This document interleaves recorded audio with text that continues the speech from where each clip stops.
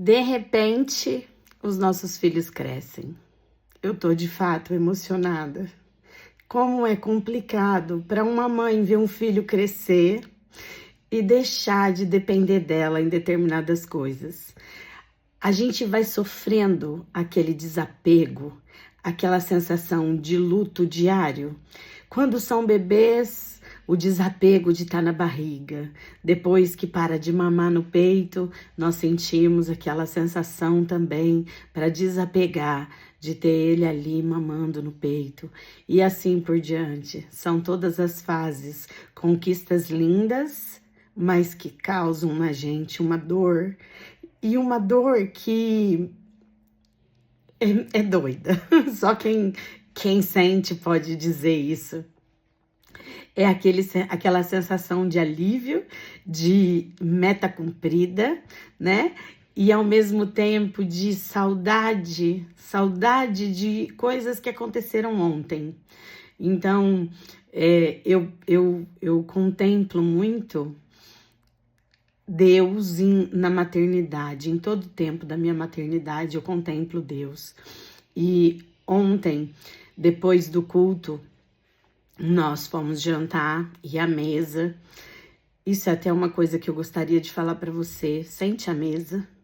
Não permita que a sua família coma com um prato na mão, cada um num canto da casa, porque a mesa é o lugar que o Senhor preparou para nós e está preparando para o dia que nós formos para o céu. Vai ter uma mesa onde vai ter um relacionamento e é isso que Jesus está fazendo agora, preparando a mesa para gente, porque Ele prometeu que Ele só vai cear quando nós estivermos lá com Ele. E ontem, depois do culto, nós estávamos à mesa e o meu filho do meio, o João, ele disse assim: mãe, eu orei por um amigo e ele foi curado. E a gente estava conversando sobre como Jesus é bom, como Jesus é lindo. E eu estava analisando as transformações que eu venho observando nele nos últimos 15 dias. Tem virado uma chave, ele está se transformando, tem algo mudando dentro dele, vem uma maturidade que está sendo visível nos detalhes, eu tenho conseguido ver.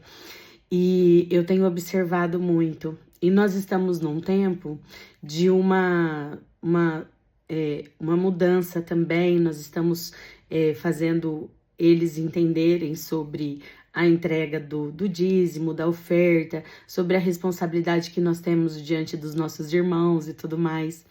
E ele foi fazer uma oferta. E esta oferta é para a gente, por um propósito que nós temos na igreja para mudar para um templo novo. E ele falou assim, eu disse assim para ele: filho, eu gostaria que você fizesse a sua oferta também pessoal, tá? Aí ele disse para mim: tá bom, mãe, então eu vou dar todo o meu cofre. Aí eu falei, eu já ia sugerir isso, mas ele falou primeiro. Aí eu falei, por quê, né? Será que ele resolveu dar todo o cofre? Aí eu perguntei para ele, eu falei, filho, por que todo o cofre? Aí ele disse: por quê? Porque eu tenho tudo, meu pai me dá tudo, eu não preciso de dinheiro. Tudo que eu preciso, meu pai compra para mim. E na inocência da criança, eu achei assim, de uma beleza, porque é isso que acontece. No final da história, nós só temos o que temos porque Deus disponibiliza, porque temos o sopro de vida, porque temos a saúde. E a palavra também manda a gente observar as crianças, né? Porque o reino dos céus é para aqueles que são semelhantes às crianças. A criança, ela nunca está preocupada com o que ela vai comer, com o que ela vai vestir. Ela está sempre preocupada em simplesmente desfrutar. E o desfrute é muito difícil nos dias atuais. E aí ontem, ele falando isso, eu já tinha observado ele falar na entrega da oferta, a disposição dele de carregar a própria Bíblia agora, de sentar para estudar a palavra, ele fica ansioso pela célula, um monte de coisas que vem acontecendo nesses últimos dias que quando eu junto tudo, eu percebo que de fato essa mudança tem sido concreta. Só que essas plantinhas estão saindo agora de um plantio de muito tempo.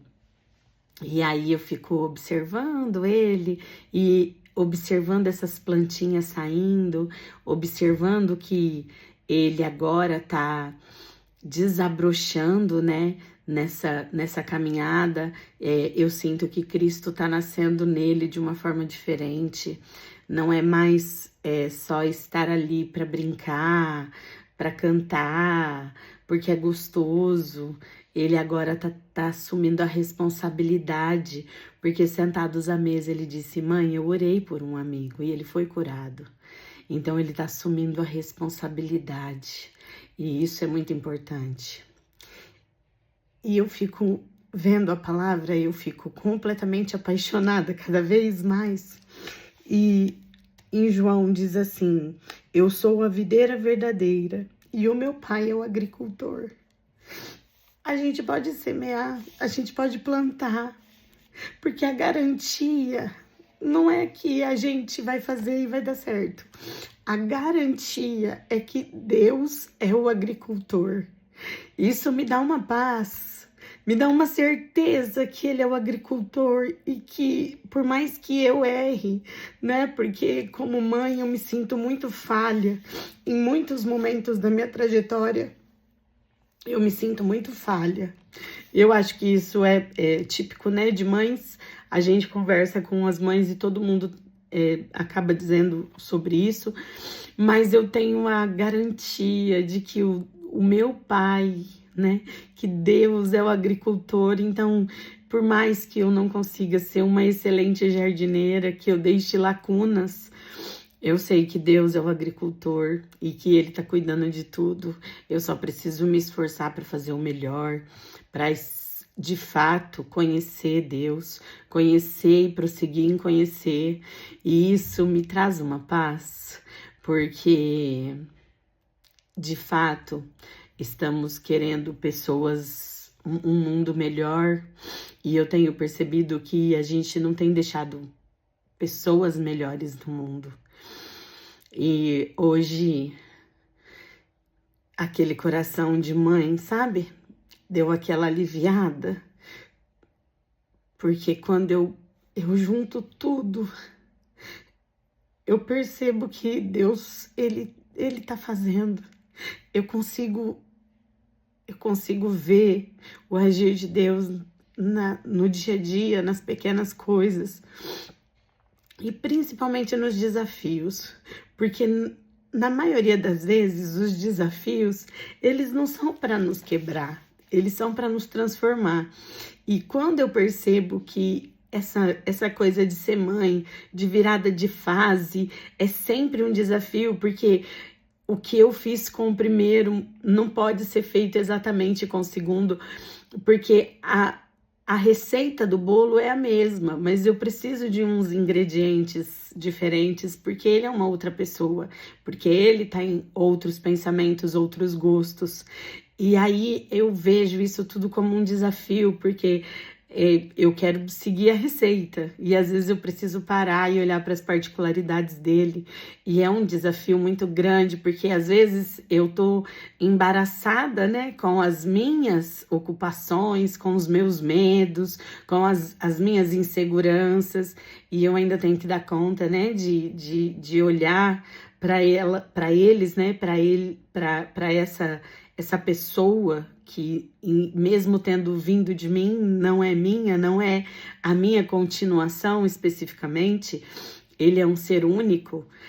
É tão lindo, é constrangedor o amor que eu sinto, ao mesmo tempo é uma paz de saber que o motivo pelo qual eu vivo é tão valioso, é tão importante, é tão sublime estar aqui, né, fazendo da minha jornada um lugar de descanso, um lugar de formação, um lugar onde eu possa parar e olhar para uma outra pessoa, além do que, de fato, seja os meus próprios desejos, permitir que eles tenham as experiências deles, que eles tenham a vida deles.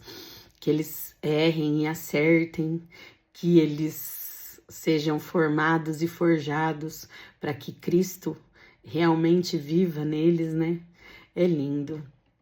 Se eu pudesse desejar algo para você, eu desejaria que você contemplasse Deus em tudo, em cada detalhe da sua vida, da sua casa. Talvez você não esteja na mesma fase que eu, mas Deus está aí. Deus está em tudo. E quanto menos eu entendo, mais eu conheço Deus. Eu não estou mais disponível para entender. Agora eu quero conhecer Jesus. Eu quero conhecer e prosseguir em conhecer. Porque conhecendo Ele, eu conheço o Pai. Amém? Eu vou parar porque eu só choro.